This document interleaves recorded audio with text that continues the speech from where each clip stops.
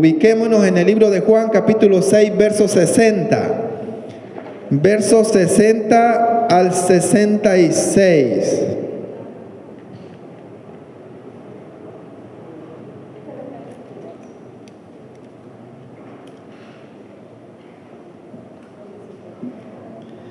Dice la palabra del Señor de la siguiente manera: al oírlas, muchos de sus discípulos dijeron: dura es esta palabra, ¿quién la puede oír?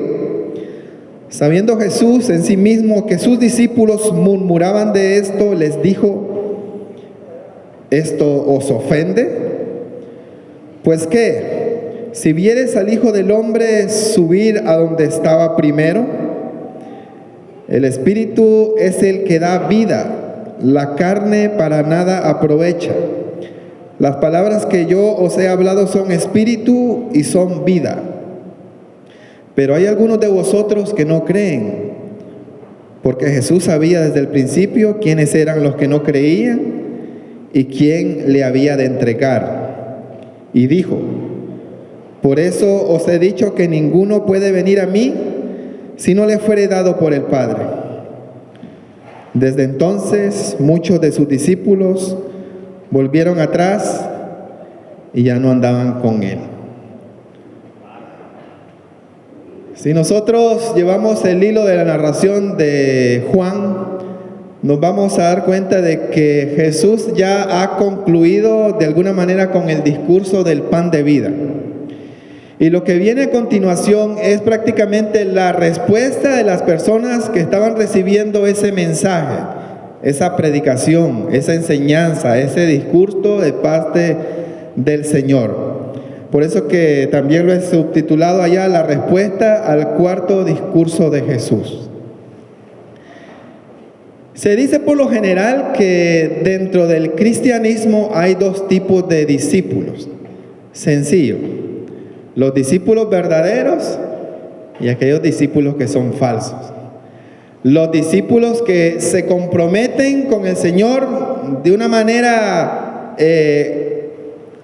excelente, comprometida, se dejan todo atrás y van con Dios, obedeciéndolo, siguiendo su enseñanza, dando su vida, tomando su cruz. Y están aquellos que simplemente están allí como parte de ese gremio, como adorno, dirían algunos. Son aquellos que están allí, pero que no hacen nada más que estar haciendo, decimos en mi país, solo bulto. Hasta este momento el Señor ha dado testimonio de su identidad. Hasta este momento el Señor ha tratado de demostrarle a todas esas personas que le están siguiendo quién es Él realmente. Y lo ha hecho a través de las señales, 5 señales que hemos estudiado hasta este momento. Y también lo ha hecho a través de los discursos, 4 discursos hasta este momento. Hasta este punto el Señor ha dado testimonio fidedigno, sobrenatural, directo y preciso de lo que Él es. Lamentablemente, las personas que lo vienen siguiendo en su gran mayoría no han captado las señales y no han entendido el discurso, la enseñanza de nuestro Señor Jesucristo. Jesús llega hasta este punto y mostrando ya su verdadera identidad a través de ese discurso del pan de vida, viene el momento cumbre, donde Él empieza a determinar de una manera clara quiénes son sus verdaderos discípulos, quiénes son aquellos que le están siguiendo sin ningún tipo de interés secular o material, y quiénes son aquellos falsos discípulos, aquellos traidores, aquellos que se están aprovechando de lo que Él le está ofreciendo secularmente y materialmente.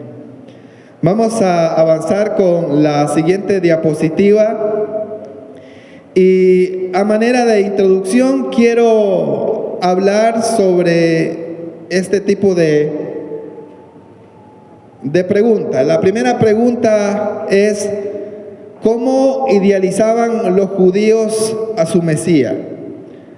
Esto va a ser muy importante al momento que vayamos a desarrollar los textos que tenemos para el estudio en esta noche, porque tenemos que saber qué idea tenían los seguidores de Jesús, los judíos sobre todo, hasta este momento de Él. Si nosotros retrocedemos un poco los versos, nos vamos a dar cuenta de que Jesús era considerado un maestro, era considerado un profeta. Incluso en el momento que estudiábamos sobre la alimentación de los 5,000, nosotros nos dimos cuenta de que ellos sorprendentemente vieron lo que Jesús hizo. Y de alguna manera ellos se dieron cuenta que Jesús no era una persona común y corriente, sino que tenía algo especial. Ellos dijeron, este es el profeta que tenía que venir. ¿Recuerdan el texto de la alimentación de los 5,000? Fue por eso que Jesús de alguna manera tuvo que huir, porque ellos en ese momento lo querían hacer rey. Pero no el tipo de rey que Jesús quería que ellos le conocieran, sino que ellos esperaban otro tipo de rey. Entonces, ¿cómo idealizaban los judíos o sus discípulos al Mesías hasta ese momento?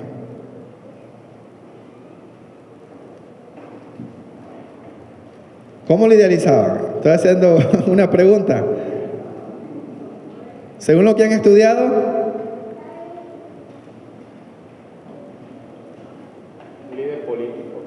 un líder político, un libertador, al estilo Simón Bolívar, ¿verdad? Aquí en Sudamérica el libertador es Simón Bolívar. Allá en Centroamérica hay otro tipo de libertadores. No quiero ni mencionarlo, pero sí, de esa manera consideraban, idealizaban a Jesús como un libertador político que vendría a ese lugar en ese momento a darle libertad al pueblo judío que estaba siendo cautivo del Imperio Romano. Estaban pasando por situaciones difíciles, no tenían libertad, tenían que hacer muchas cosas ahí para que ellos pudieran sobrevivir, porque el Imperio Romano de alguna manera estaban oprimiendo a todas esas naciones que gobernaban en toda esa parte del mundo. Ellos querían a un libertador que viniera y acabara con esa esclavitud secular que ellos tenían. Pero Jesús no vino a eso. Incluso hay momentos donde Jesús alza su voz y dice, bueno, den al César lo que es del César, den a los gobernantes lo que ellos quieren, su impuesto, las cosas que ellos le piden. Pero den a Dios lo que Dios requiere de cada uno de ustedes. Hace la diferencia más o menos de lo que Dios pide y las responsabilidades que nosotros tenemos para ese tipo de gobernantes. Ahora, eso es muy importante que nosotros lo tengamos en cuenta, porque eso llegó a causar frustración, digamos, en los judíos. Cuando Jesús empieza a revelarse, empieza a mostrar su verdadera identidad, ellos de alguna manera no quieren aceptar eso, de que el Mesías, el libertador que ellos están esperando, lo que quiere hacer o el plan que él tiene es morir en una cruz. O sea, era algo inaudito para ellos pensar que su Mesías, que tanto tiempo ellos han estado esperando, va a venir a la tierra, pero no a liberarnos, sino a morir en una cruz por ellos. El segundo aspecto a tener en cuenta, hermanos, es las declaraciones y las palabras de Jesús sobre su discurso. Avanzamos con la diapositiva para empezar a exponer el texto. Versículo 60. Versículo 60 dice, al oírlas. Escuches bien esa frase. Al oírlas se está refiriendo al discurso que Jesús ya ha terminado. Muchos de sus discípulos dijeron, dura es esta palabra, ¿quién la puede oír? Me llama la atención que esta frase, dura es esta palabra, en la versión Reina Valera 1905, una versión antes de la Valera 1960, se lee como duras son estas declaraciones. Y me gusta más esa versión porque Jesús en el sermón o en enseñanza del pan de vida hace un sinnúmero de declaraciones de lo que Él es. Y quiero compartir rápidamente esas declaraciones para que nosotros entendamos qué es lo que estaban oyendo los discípulos en ese momento y que para ellos hasta ese momento eran palabras y declaraciones duras realmente, pesadas. Por ejemplo, capítulo 6, verso 26 dice, respondiendo Jesús les dijo, de cierto os digo que me buscáis no porque habéis visto las señales, sino porque comisteis el pan y os saciasteis. Primera declaración fuerte. Segunda declaración, verso 32, y les dijo Jesús, de cierto os digo, no os dio Moisés el pan del cielo, mas mi Padre os da el verdadero pan del cielo. Esto era algo increíble para ellos de entender. Verso 35, otra declaración, Jesús les dijo, yo soy el pan de vida. Verso 38, otra declaración, porque he descendido del cielo no para hacer mi voluntad, sino la voluntad del que me envió.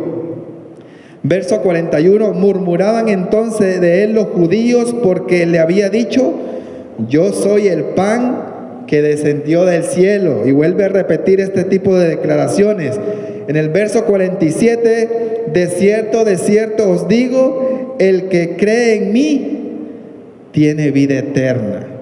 Son palabras fuertes, hermanos, que los judíos hasta ese momento no estaban captando y no podían entender. Allí mismo el verso 48 dice, yo soy el pan de vida.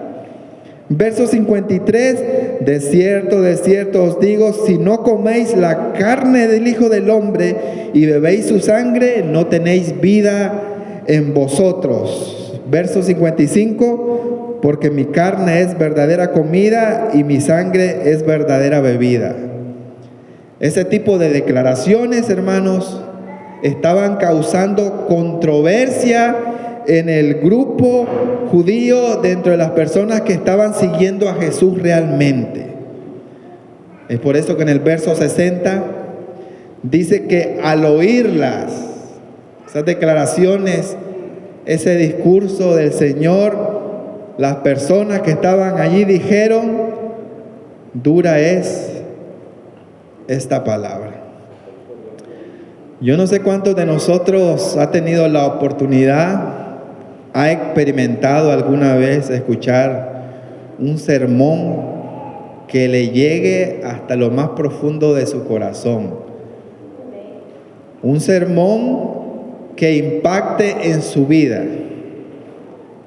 A veces las palabras que llegan al corazón y que impactan nuestra vida son las más duras. Son difíciles de digerir. Son difíciles de captar en ese momento. Y para que nosotros podamos hacer un cambio muchas veces en nuestra vida a través de los sermones, esas palabras tienen que llegar con verdad a nuestro corazón. Pero había un problema dentro de los judíos. Y es que Jesús les había hablado claro, les había hablado de una manera sencilla, les había enseñado con una didacta sencilla, fácil de entender. Pero ellos todavía no estaban captando eso. Aunque había algo interesante en este texto, el verso 60. Y es que hasta este momento, a mi parecer, ¿verdad? Si usted estudia bien detenidamente el texto, A mi parecer, yo creo que ellos estaban entendiendo. Ya estaban identificando lo que Jesús quería decirles, pero no estaban dispuestos a obedecerle. No estaban dispuestos a hacer lo que el Señor les pedía. Y había un interrogante al final de este texto, dice, ¿quién la puede oír? Ahora, si nosotros hacemos un énfasis en esa palabra oír, nosotros nos vamos a dar cuenta que no es una palabra así común y corriente. Por ejemplo, si nosotros decimos, hermano, ¿usted escucha? Me va a decir, sí, hermano, yo estoy escuchando. Hasta allá al fondo donde está nuestro hermano Argenis, nuestro hermano Alexander. Las personas que estaban allí en ese momento estaban escuchando. Y las declaraciones que Jesús hacía eran fuertes. Porque ellos dicen, dura es esta palabra. Entonces la pregunta que ellos hacen, ¿quién la puede oír? No es una pregunta sencilla, así encimita, no. Tiene algo de profundidad, sobre todo ese verbo, oír. Oír en este contexto significa aceptar esas palabras que Jesús está mencionando y está declarando. Aceptarlas y ponerlas en práctica, y ese era el problema que hasta este momento los discípulos estaban teniendo. Mire, primeramente ellos no entendían, no captaban, pero a la hora que el Señor viene a través de la enseñanza del pan de vida, a través de ese mensaje duro, ellos llegan a cierta claridad y entienden de que Jesús les está hablando de que Él tiene que morir en esa cruz. Y para que nosotros seamos participantes de esa carne y de esa sangre, nosotros tenemos que tener una relación cercana con Él, participar de esa muerte, así como lo hacemos a través del bautismo, así como lo hacemos a través de nuestra peregrinación espiritual, ¿verdad? En esta lucha y carrera que llevamos. Ellos estaban entendiendo ya el mensaje, pero no querían comprometerse con él. Solo lo estaban escuchando, pero no estaban practicando y no querían ser hacedores de esa palabra.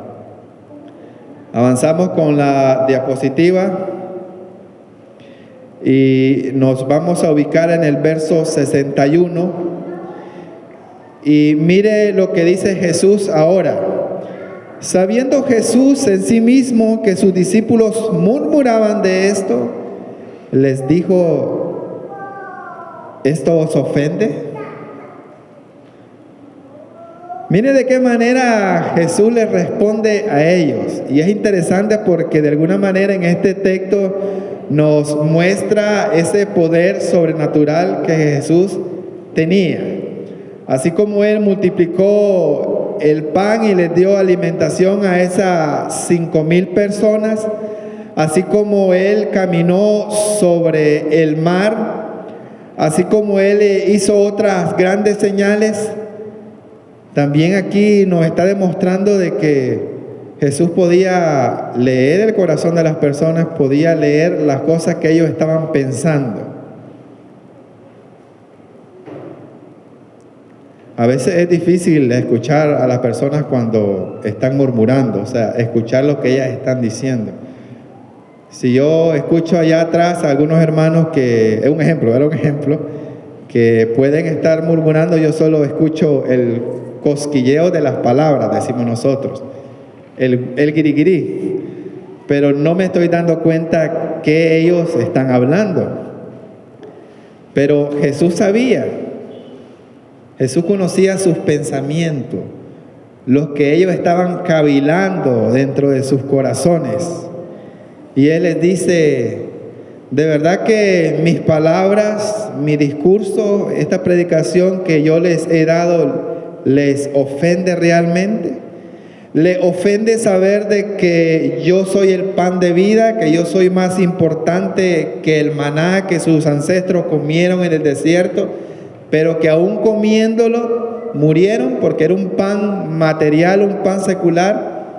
Les sorprende saber que ahora el pan que yo les estoy ofreciendo es un pan que dura para toda la eternidad, que es un pan que les va a ayudar para entrar a esa vida eterna. Y le habla de la segunda resurrección, la resurrección de los muertos.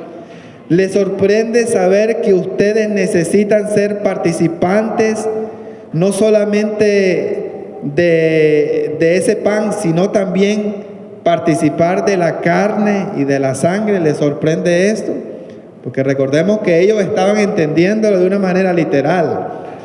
Ellos pensaban que iban a comer literalmente de la carne de Jesús, iban a beber de su sangre, y para un judío obviamente eso era catastrófico, era terrible. Entonces Jesús los confronta y les dice: ¿les ofende todo esto que yo les he hablado? Y el verso 62 hace otra pregunta, dice: ¿pues qué? Si vierais al Hijo del Hombre subir a donde estaba primero.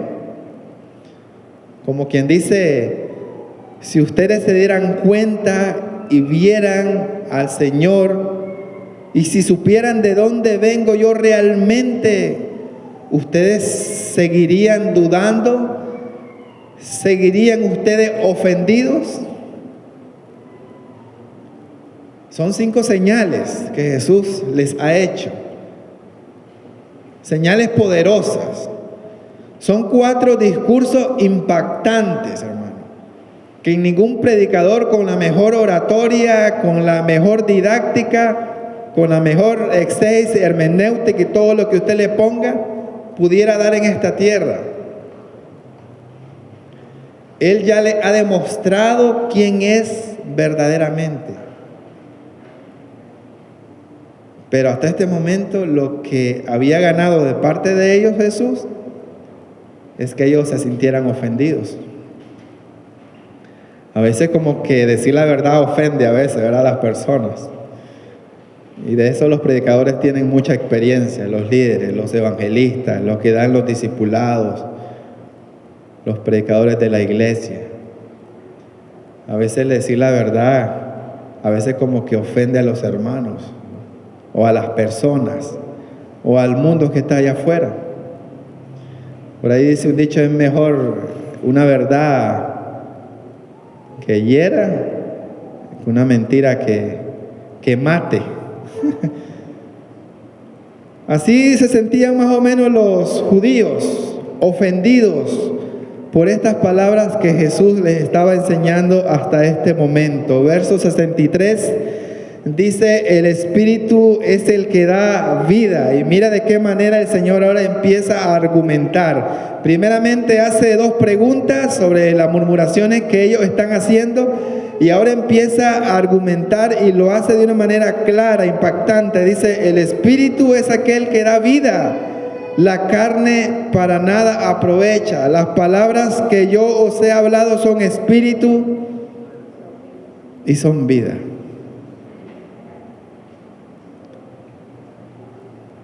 A través de este pasaje nosotros estamos confirmando de alguna manera de que Jesús no estaba hablando de manera literal, sino que lo estaba haciendo de manera simbólica, de una manera espiritual. Todas las ilustraciones, todas las palabras y enseñanzas que Jesús venía dando tenían un toque espiritual, una enseñanza espiritual para que ellos pudieran entender. Muchos de ellos no entendían, algunos ya estaban entendiendo pero no querían comprometerse. Pero hay algo interesante en este verso y que también sucede en nuestros días, hermano. Sobre todo cuando nosotros vamos al mundo a predicar el Evangelio, y muchas de las personas que se les predica no entienden, no captan, no quieren compromiso. Incluso dentro de la iglesia, así como había discípulos que le seguían con compromiso al Señor, así como había discípulos que estaban de una manera leal con Él, de una manera verdadera, también habían discípulos que estaban con un tipo de interés que no era el adecuado. A veces también dentro de la iglesia hay discípulos así, creyentes así, que quizá no tienen la intención de venir a la iglesia a llenarse espiritualmente, a compartir con sus hermanos, a ser edificados, a tratar de cambiar su vida para poder impactar allá afuera al mundo, sino que pueden tener otro tipo de interés. No sé, hasta este momento no se me viene nada a la cabeza, pero sí existen, hermanos, en todas las iglesias. Y es necesario, como dice su palabra, que existan ese tipo de personas. Ahora, yo siempre les he dicho a ustedes de que para poder recibir la palabra nosotros tenemos que venir con la mejor disposición. Tenemos que venir con un corazón abierto y debemos de pedirle al Espíritu Santo que nos ilumine y que nos dé entendimiento. Así como se lo dio a los discípulos, a los apóstoles después de la resurrección, para que ellos pudieran entender todo, tenemos que nosotros pedirle al Espíritu Santo que nos dé entendimiento para que su palabra impacte en nosotros y la podamos discernir. Lo que pasaba con estas personas, hermanos, con estos judíos, con estos discípulos falsos, es que ellos estaban viendo las cosas de una manera secular, de una manera carnal. Es por eso que les dice: la carne para nada aprovecha, mientras que el Espíritu es el que da vida. Jesús dice: yo soy el camino, la verdad y la vida. Y nosotros hemos entendido también en el libro de Juan que Jesús es el Verbo encarnado, la palabra de Dios, su sabiduría. Para que los judíos pudieran entender las cosas que Jesús les demostraba, ellos tenían que hacerlo a través del Espíritu, con ayuda del Señor. Hermano, cuando usted le pide de corazón ayuda al Señor, Él le va a dar entendimiento, le va a dar sabiduría para que usted capte su mensaje, para que usted lo obedezca y para que usted sea participante de esas promesas gloriosas que Él tiene para nosotros. Porque dice que las palabras que Él habla o que Él está hablando hasta este momento son espíritu y también son vida. Los judíos estaban viendo las cosas con ojos terrenales, con la carne. Querían llenar su estómago. Querían seguir viendo señales portentosas, pero de este mundo. Pero no entendían el mensaje espiritual que había en medio de esas señales. Ese es el problema que ellos tenían hasta este momento. Verso 64, hermanos, continuamos. Dice: pero hay algunos de vosotros que no creen. Porque Jesús, dice Juan, un comentario, pero Jesús sabía desde el principio quiénes eran los que no creían y quién le había de entregar. Esta última frase, esta última oración, pues ya nosotros entendemos de quién se está refiriendo, ¿verdad? ¿De quién se está refiriendo? De el diablo, dice más adelante, de Judas, el traidor, el mentiroso. Uno de los comentaristas que estoy abordando para el estudio de este texto habla un poco sobre la doctrina de la predestinación. No sé si alguno de ustedes ha escuchado hablar sobre esto, de que Dios de alguna manera tiene ya preparados y elegido a todas aquellas personas que han de ser salvas y también aquellas que no van a creer. Son temas muy interesantes, bien profundos, que no se pueden abordar en una sola clase. Pero sí es bíblico, el tema de la predestinación es bíblico y de alguna manera este texto, el verso 64, habla sobre eso. Dice que hay algunos de vosotros que no creen, Jesús ya entendía, conocía de antemano de que habían personas que no iban a creer ese mensaje, porque Jesús, dice Juan, sabía desde el principio quiénes eran los que no creían y quién le había de entregar. Obviamente Jesús es Dios, lo hemos conocido a través del relato de Juan, y Él conocía todas esas intenciones de las personas, tanto aquellos que iban a creerle de manera fidedigna y aquellos que lo iban a traicionar. Avanzamos, verso 65, y dijo, hablando Jesús, por eso os he dicho que ninguno puede venir a mí si no le fuere dado del Padre. Verso 66. Desde ese entonces muchos de sus discípulos volvieron atrás y ya no andaban con él.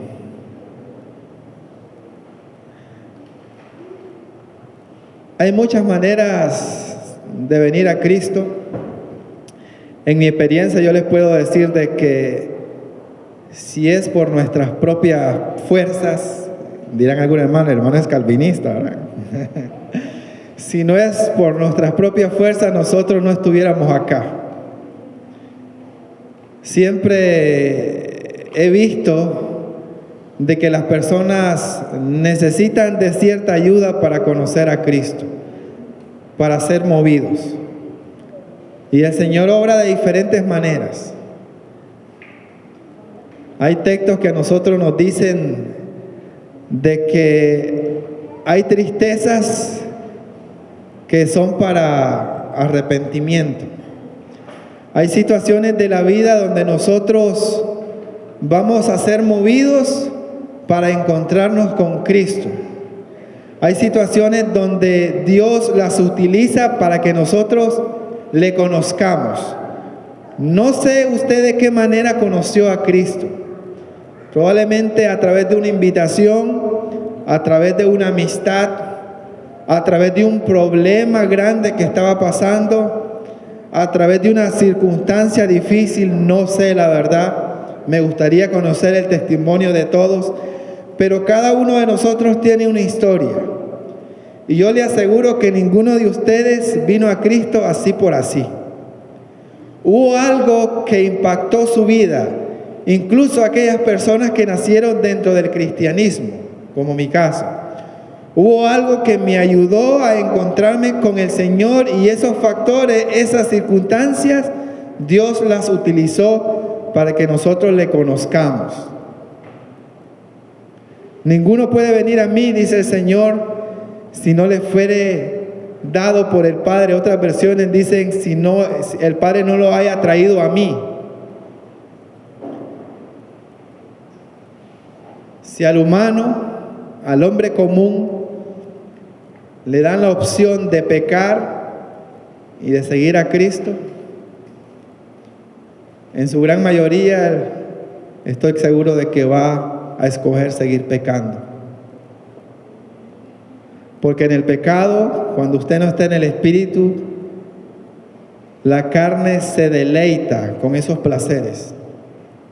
La carne hace el esfuerzo para alimentarse del pecado, contrario al Espíritu.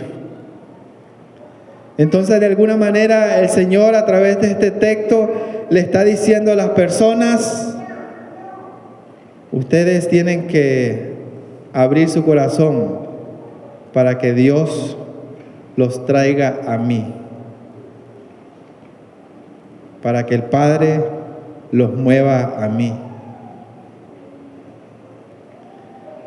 Dice que desde ese entonces, con esas palabras duras de parte de Jesús para los judíos, muchos de sus discípulos volvieron atrás y ya no andaban con Él. Empezó de alguna manera ese filtro que existe incluso hasta nuestros días. Entramos al momento de las aplicaciones, ya la última diapositiva, ya para ir concluyendo. Aceptando la palabra de Dios, hermanos. A veces la palabra es dura, a veces la palabra es fuerte, pero la palabra es verdad, hermano. Y a veces es mejor que la palabra nos hiera con esa verdad tajante antes que se nos esté mintiendo y esa mentira nos lleve en un camino que Dios no quiere, ese camino que nos va a llevar al infierno. Tenemos que aceptar la palabra de Dios tal y como es, aunque sea dura, aunque a veces nuestros hermanos, los líderes de la iglesia, hablen fuerte, le digan sus verdades. Hermano, a veces es necesario aceptarlas. Es mejor que las acepte en ese momento antes que usted, lleno de orgullo, lleno de ego y lleno de soberbia, se vaya de la iglesia a un mundo de perdición. Hay que aceptar, hermano, la palabra tal y como es. La segunda aplicación, Dios quiere que no solo escuchemos, sino que nos comprometamos con Él. Hay distintos tipos de discípulos, lo vimos en el estudio del texto. Los que se comprometen con el Señor y aquellos que están con otro tipo de interés. ¿De qué discípulo es usted, hermano? ¿De qué discípulos somos nosotros? Somos aquellos que nos estamos comprometiendo con Dios realmente, que no importa las circunstancias, los momentos de su vida, lo que usted está pasando, pero usted está comprometido con Dios porque sabe de que Él tiene preparado algo especial para usted y que esta vida que estamos llevando acá es corta, somos peregrinos y que las promesas están allá de una manera espiritual en los cielos. ¿Cómo nos estamos comprometiendo con Dios? ¿O estamos haciendo lo de los judíos que estaban viendo las cosas con la carne, se estaban fijando en lo material? ¿Qué lo tiene atado? ¿Qué lo tiene anclado en este mundo? ¿Se está fijando, le está dando prioridad a los asuntos de la tierra? ¿Está desviviéndose usted por el trabajo, por la comida? Y se olvida del texto de Mateo donde dice que el Señor se preocupa de las aves de los cielos, cuánto más de ustedes, de nosotros que somos sus hijos. ¿No está confiando en la providencia de Dios? ¿Está confiando más en el mundo, en su energía, en su fuerza? ¿Qué tipo de discípulo es entonces? ¿De los verdaderos o de los fieles comprometidos? Aplicación número 3, nuestra comunión con Dios y su Espíritu nos da el entendimiento para entender las cosas que dan vida. ¿Usted quiere tener vida, hermano? Y vida en abundancia. Hermano, contribuya a esa relación con Cristo, a esa espiritualidad. Ser espiritual, hermano, no es venir todos los miércoles a escuchar de la clase bíblica.